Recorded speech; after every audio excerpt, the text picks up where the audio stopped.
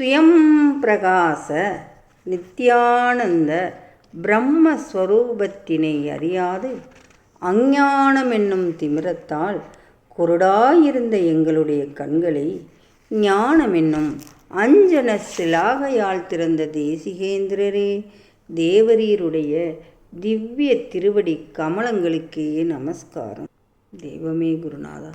இறைவன் படைத்த 4 வகை யோனி 7 வகை தோற்றமெனும் பிரபஞ்ச படைப்பில் மானுட பிறவியே உன்னதமாயிருக்கின்றது.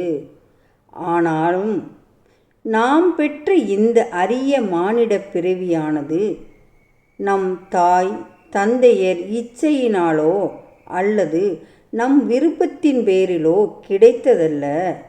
நமக்கு கிடைத்த மானிட பிறவியும் வாய்த்துள்ள இந்த இக வாழ்க்கையும் இறைவன் பெருங்கருணையுடன் வழங்கிய வெகுமதியே ஆகும். ஆம், நம் அறிவுக்கு எட்டியவரை இப்பூமியில் பிறந்த நம் அனைவருக்கும் ஒரு முறைதான் இந்த அரிய மானிட பிறவி வழங்கப்பெற்றிருக்கிறது. நமக்கு கிடைத்துள்ள இந்த வாழ்க்கை போனால் ஒருபோதும் திரும்பி வராத பொக்கிஷமாகும். வாழ்க்கை என்பது மன நிறைவாக மகிழ்ச்சியாக வாழ்ந்து பார்க்க வேண்டிய அற்புதம். ஆனாலும் நமது வயது வாழ்நாள் ஒவ்வொரு கணந்தோறும் கரைந்து வாழ்க்கை நழுவிக்கொண்டே போகிறது. இந்த வாழ்வின் முடிவில் நிச்சயமாக மரணம் காத்து கொண்டிருக்கிறது. நம் உயிர் நம் வசம் இருந்தால்தானே வாழ்க்கை. நம் வசம் இல்லையெனில் அது எப்படி நமது வாழ்க்கையாகும்? யமபயத்தை தாண்டாத எவ்வாழ்வும் வாழ்வும் அல்ல.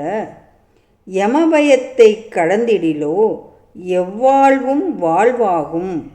மெய்வழி ஆண்டவர்கள் வாழ்வின் முடிவில், அதாவது மரணத்தின் போது எதையாவது ஒன்றை நான் அடைந்து விட்டேன் என்று எண்ண முடியும் என்றால் அது ஆன்மா என்னும் பொக்கிஷம் மட்டும்தான். அதை தவிர மற்ற எதை அடைந்தாலும் மரணம் அதை பறித்து கொண்டு போய்விடும்.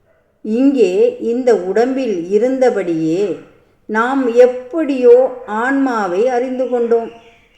ஆன்மாவை அறியாவிடில் நாம் பெரும் நஷ்டத்தை அடைந்திருப்போம். ஆன்மாவை அறிந்தவர்கள் மரணமற்றவர்கள். மற்றவர்கள் துன்பத்திற்கு உள்ளாகிறார். நம் உயிரை ஆன்மாவை கண்டு அது இருக்குமிடம் தெரிந்து அதன் மேல் எப்போதும் கவனமாக இருந்தால் நாம் அழியாமையை மரணமில்லா பெருவாழ்வை அடைவோம். அங்ஙனம் நம் உயிரை ஆன்மாவை நமக்கு அறிமுகம் செய்து வைக்கும் சாகா கல்வி என்னும் மெய்க்கல்வியையே மெய்ஞானிகள் நமது சீடர்களுக்கு கற்பிக்கின்றனர்.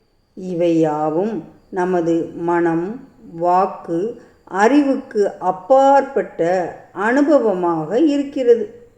ஆனாலும் ஒரு பிரம்ம நிஷ்டரிடத்தில் பழகுபவர்களுக்கு இப்பிரம்ம வித்தை செயல் தானே கைவரவாகி விடுகிறது.